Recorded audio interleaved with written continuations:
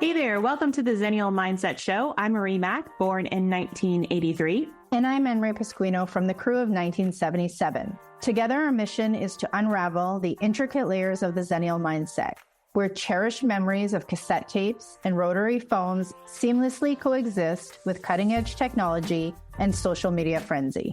We'll also have some awesome guest Xennials dropping by, bringing their own stories and insights to the table. So, whether you're a fellow Xennial craving a trip down memory lane, or just curious to know what the Xennial mindset is all about, stick around. The Xennial Mindset Show is your backstage pass to our world where nostalgia meets innovation. Let's get started.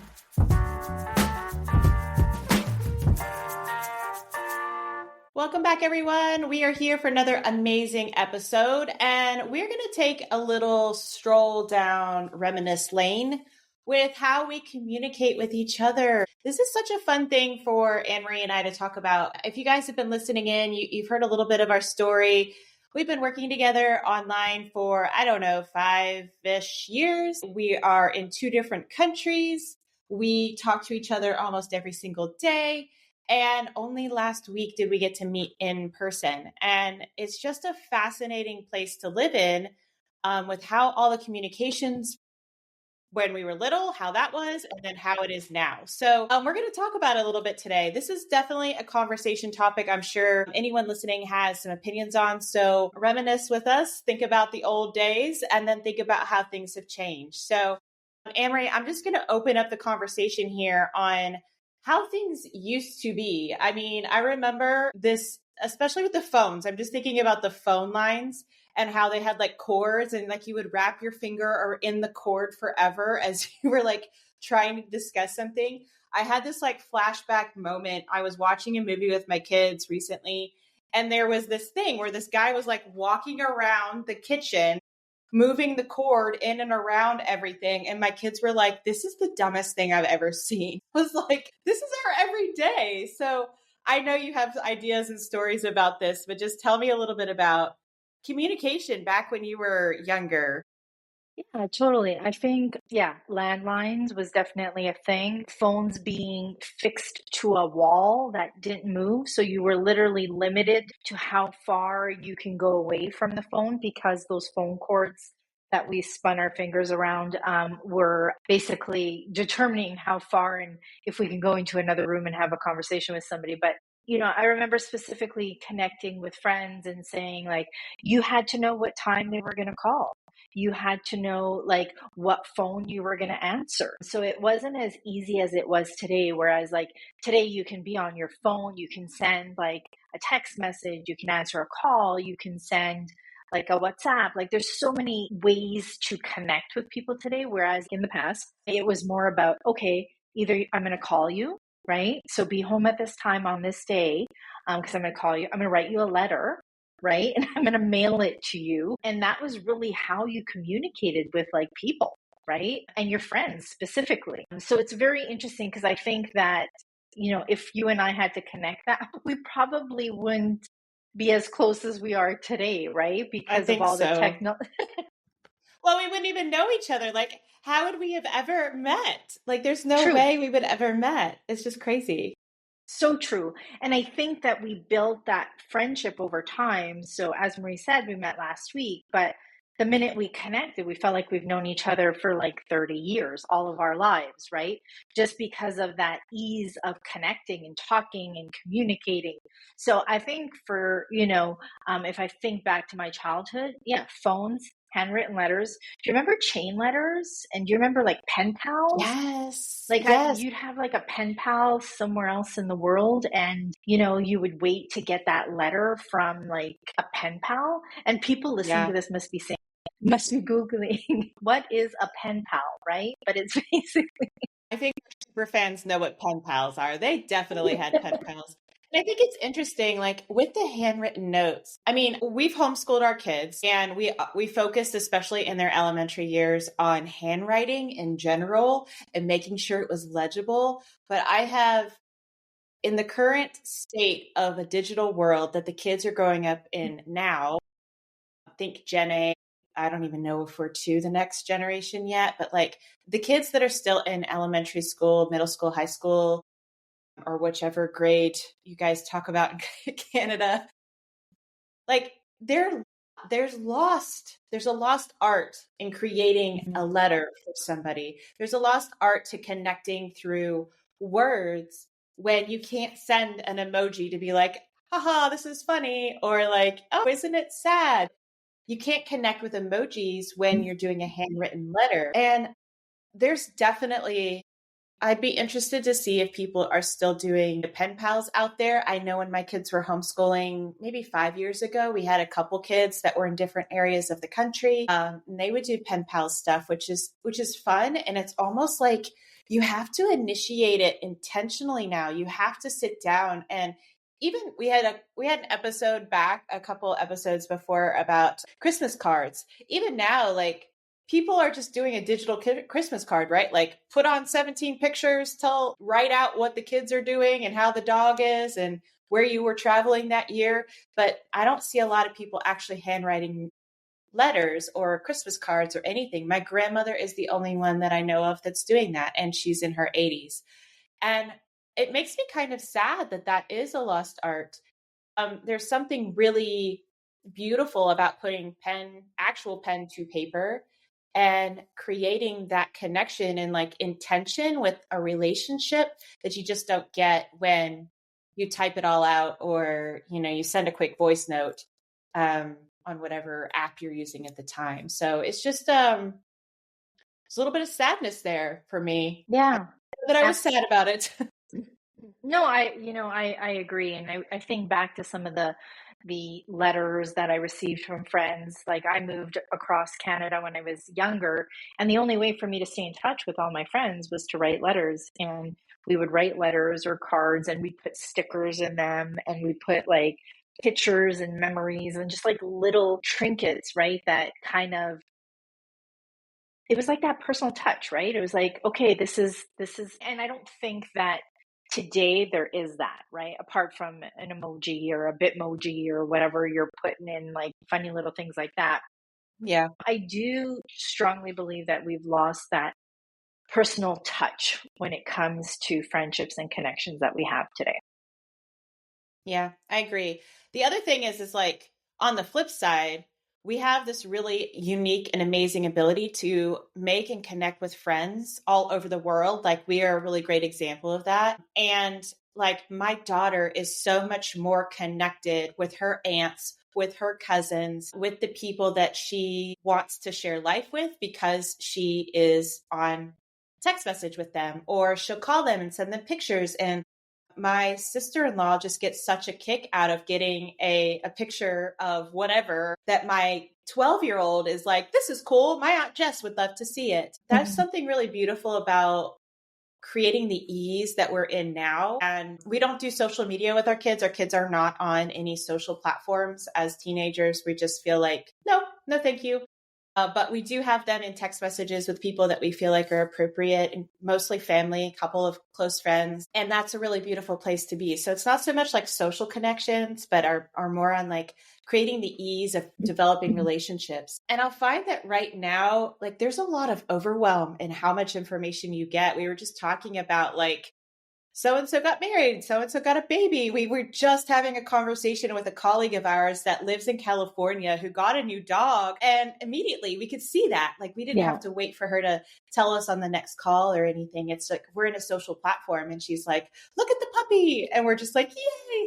And there's something fun about celebrating that with somebody in the moment, as opposed to somebody writing you a letter and then like, I feel like we should go on a tangent right now about some mail situation, because I feel like the post office and mail was like infinitely faster than it is right now. It takes months. It takes months for things to get to us. And like, the excitement of the moment is kind of lost in that delay. Yeah. And I don't know. What are your thoughts? I agree with you. Where my mind goes as I listen to everything that you just said is, yes, it's great to celebrate things in the moment. We find out, it's fantastic. What I do find with where we are in our connections today, because of social media, because of that instant connectivity, is that people are very quick. We don't get as profound as we did when we were younger in the conversations we were having. And I think that's just because of, hey, fast, how you doing? Oh, I'm doing great. I had a good week. The weather's fantastic. Okay, done. Next. We're on to the next conversation.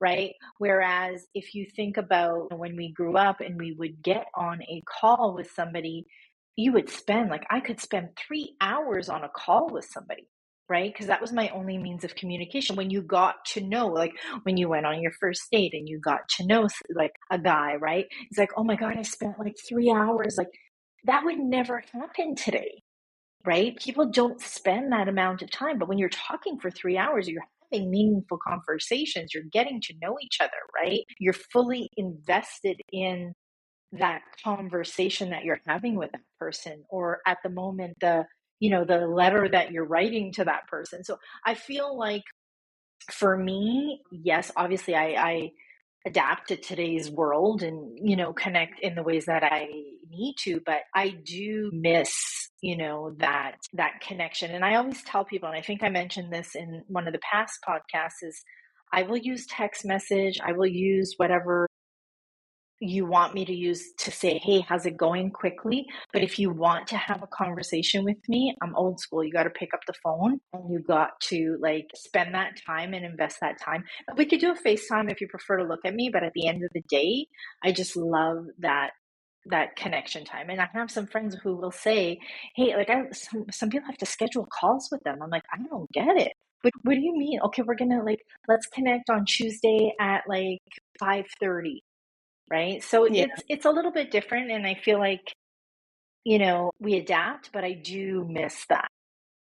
Yeah, I miss the spontaneity of just like, hey, I'm in the neighborhood. I'm gonna pop in, and you kind of Yeah, know somebody's around, and totally. that they'll sit down and have a call, or like just have some iced tea, sit down, have a chat, Mm, whatever might be there. That spontaneity of being in town and just connecting. We try to do that. I think in our family, we've really made an intention to try and do that a little bit better. Like my sister-in-law's great at it. Hey, I'm close. I'm going to bring coffee over and have a chat. And as long as we're here and it makes sense, like, yeah, absolutely. I do think that there's something beautiful about meeting peoples from so far away, in all of these different aspects of the work that we do. Now, you and I probably are different than a lot of people. We love to talk to people. We want to be on a video call. I do talk with my hands a lot, and that's important because that's a personality thing. But there is nothing that can, not that I know of anyway, that can replace being in person with somebody. And I think that's what we found when we met at an event last week. We were at a networking event. We met probably, I don't know, 20 different people that we've had conversation with on Zoom, on calls, on whatever platform we were on. And then to see them in person is almost like coming home. I felt such a peace at being in that room with 100, 200 people, because I already knew them. And that's something that I pride ourselves on our work, because we make such intention to have conversations with people, to get on a Zoom, where we can see video. We ask them about their lives, and they feel at home when we do see them in person. And that's huge. We're in the market of relationships. And whether that's a business relationship or a personal relationship, there's nothing that can replace a physical hug of a person, agreed.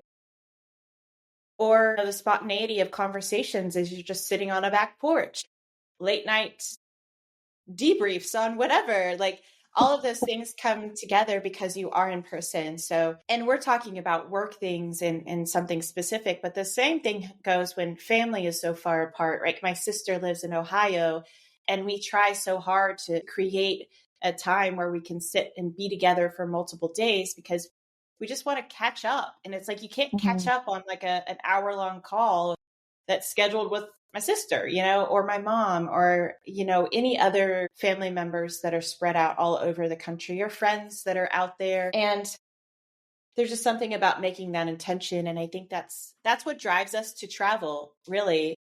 Mhm. We've done a couple episodes and talked about travel. And I really find that being in that spot, you could see everything you want to see in photos online, but you cannot get a feeling or an essence of excitement unless you're in person as much as you can. What are your thoughts? I can't agree more. That's why we're friends. I That's never, why you we're know what? friends. I never, like last week at the event that we went to, people wanted to hug. People wanted to feel that one on one human connection. Marie and I have been talking for 5 years. We're friends. But the first time we saw each other, we hugged each other, you felt that human connection. You're like, okay, I feel it. Like, this is real. This is like, so a lot of people long for that. Now, my question is, do you think that today's generation would feel the same way because they never experienced what we did, right? Because they were brought up in a, I'm not going to say social driven, but just the ease and connectivity and connection and like where we are today in terms of our communication. Do you feel like if your kids were in the same position? I can't say your kids because your kids are so awesome and different and you've raised them kind of like Xennials. But do Yeah, you but think that it would be the same thing? well, and it's difficult. Like if we think about a generation, so my kids were 2010. So in that generation, I'm going to go with alpha because I'm terrible at this. I'm sure somebody will probably put it in the notes what I actually mean. But so they're Gen Alpha. If you think about it, they had 2 or 3 years where they're little kids and they don't really remember a lot. And they just did whatever mom was going to do or dad was going to do or family was going to do. And then, in a pivotal time of their growth, the world closed down and you couldn't touch people, and 6 feet apart was the standard. And my kids remember that. Like they were in a very pivotal age, not only like stranger danger, but like, sorry, you could get sick and die, which was what was kind of put out there in the world.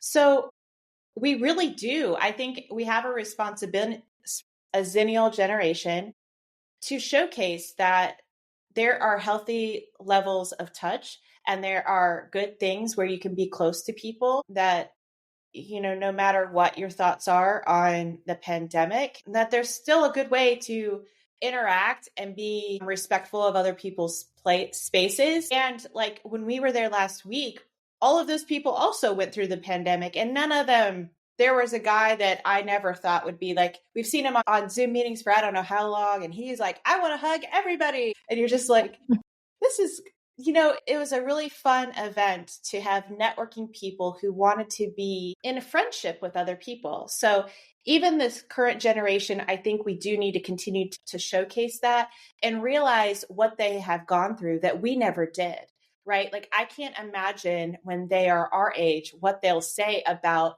their pivotal growth times when they're like, yeah, the pandemic happened and everybody was really worried about what was going to happen for multiple years, taken out of schools, taken away from their friends, not sure if they could visit their grandparents. Like all of these things, I'm sure will have a very interesting and different effect on those kids where, we're worried about handwriting letters and describing what a phone cord is to our kids or the other younger generations.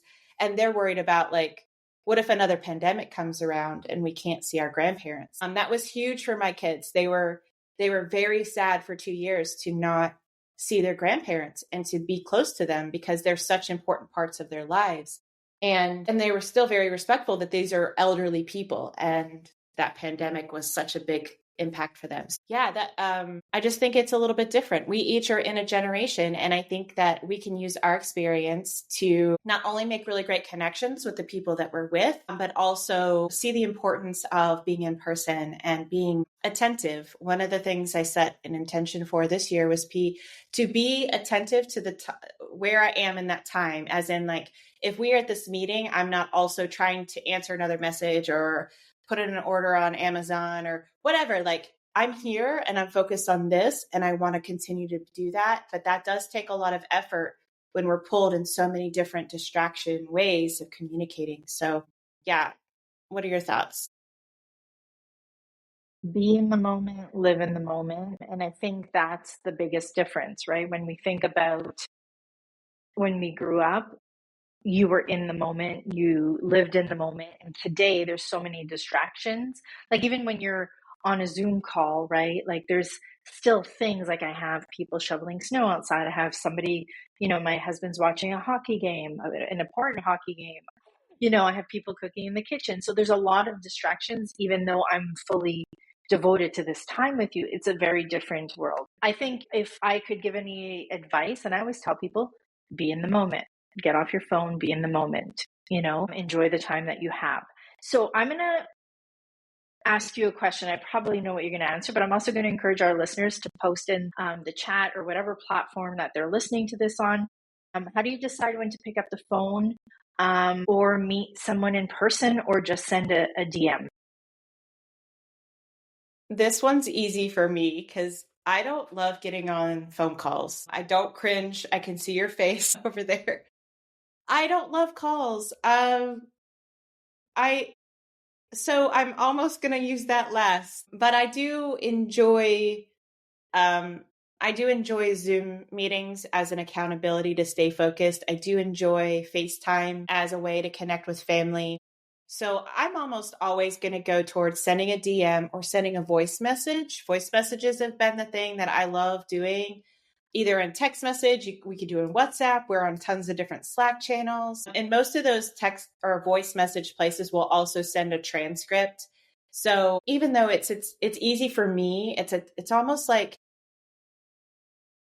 I want to be able to be as efficient as I can with my time, but I can learn a little bit from you, Anne-Marie, about slowing down a little bit and being more intentional with like the time that I do have with people, which is why I consistently schedule like check-in meetings or when's the next time we're going to visit each other or whatever it might be, because I know I need those accountability things. I love the work that I do. I want to be present in the work that I do, but to check in with, any one of my family members, I'm probably going to send a DM. My brother is super good at calling, which I can appreciate. And when he does, he really wants to tell you all of the things. So I get in that spot where I just want to hold space for that because I don't get to talk with him often.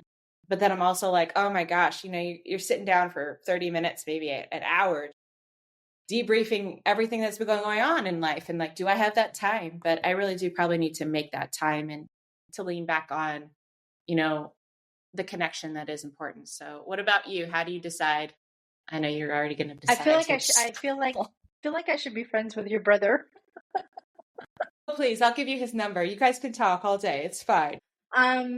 Well, I think there's two things you're saying. So there's the professional business side of things where you're saying, obviously, you love that connection, you love Zoom calls, and I love that too. If somebody sets up a business call with me, I don't enjoy that because I would prefer to see them on a Zoom call or a Teams call or anything like that. When it comes to my actual family, I'm going to say probably a phone call or a FaceTime. And does it make a difference to me because I know them and I have that relationship with them, so I don't need to see them, but it's nice every once in a while, like you said, to kind of connect with family that lives far. But if I'm talking to somebody that lives in my city, then a phone call is sufficient. Probably take the time to do that. And I enjoy that, right? Like you need those catch-up calls and you need to know where people are at. So that is always going to be my number one. DM, you know how I feel about that. You're asking me if I'm going to be late, if I'm going to be somewhere. That's fine, but anything more than that, I'll limit that. And the voice notes is not really my thing. I'll do it when I need to, more from a professional standpoint than a personal standpoint, but definitely, it's an option. It is not to me, it is not as personal and authentic as that conversation, that one-on-one conversation in that moment, if that makes sense. Yeah, definitely.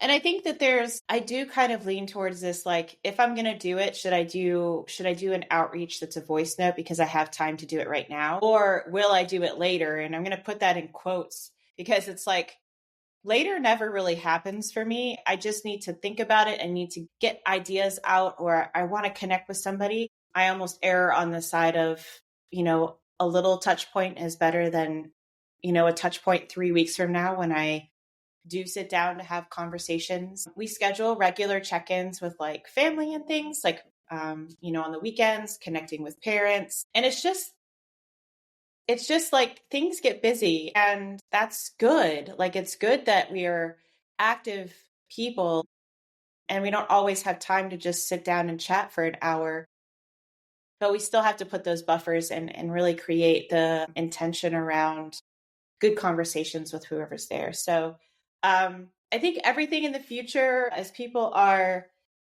listening, share with us about, would you rather call somebody? Would you rather DM them? Would you rather, do a voice note? Would you rather not talk to them? If that's the case, that's probably a different conversation. But I think it's important. And this entire episode, we've been talking about like past communications and like what we're doing now. And the biggest thing is just to be authentic to what feels right to you. Obviously, Anne-Marie and I have relationship marketing as a place that we live consistently, and we love that. But really, it's about doing what feels right, making sure that you are staying connected, because as humans, we really do need that connection. And if that means, you're setting up and going to different events or conferences or whatever in your work, or, family trips or connections on the weekend or whatever, like whatever it is, just keep connections as a really important part of how we relate to other people. Because that's the biggest thing, is just we have this really unique gift as Xennials to bring that to the next generation and to continue it for the people that are in our world. And that's not by accident. It's almost our responsibility that we need to continue to share that with others and showcase that, because some people just need time. They need time to discuss things. They need time to think through things. And then in an event space or in a one-on-one space, they need time to be close to people. And either that's sitting across a table from somebody and having a drink or coffee, or sometimes that's a hug. And that's just really important for us to continue to remember as we move into the second half of an entire decade. Like, this is crazy town for me. Like to think about that. I'll just add, and then we'll close up today's podcast. So know that, professional, personal, that communication may differ. What you do with your friends and family may differ. What you do with your professional connections. Also think about the generations, right? We talked about it in past episodes, but the way we communicate and talk and connect with our parents and our grandparents and, the boomers and all of that will be very different than the way we connect with, Gen, I think it was Alpha and whatever generations we're at today. And I'll leave one final note, and I think I said it on this call, is try as much as possible, no matter who you're connecting with, to be in the moment and live in the moment. I think that's important. And, whoever it is you're connecting with, just be present. I love that. Well, let's leave it on that, my friends, and we will see you all on the next episode. Thanks for chiming in and sharing your thoughts. We always love to hear from you. Thank you.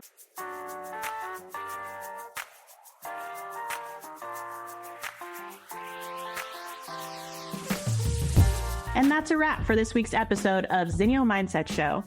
We hope that you enjoy the deep dive into unique perspectives that defines our generation. A big shout out to our incredible guest Xennials who shared their stories and insights. If you want to stay connected and continue the conversation, please follow us on social media at the Xennial Mindset Show. Don't forget to subscribe, rate, and leave a review wherever you listen to podcasts. Your feedback means the world to us. Join us again next week as we unpack even more captivating topics, unraveling the threads of the Xennial experience. Until then, this is Marie, Mack and Amp signing off. Keep embracing the Xennial mindset, and remember, the best is yet to come.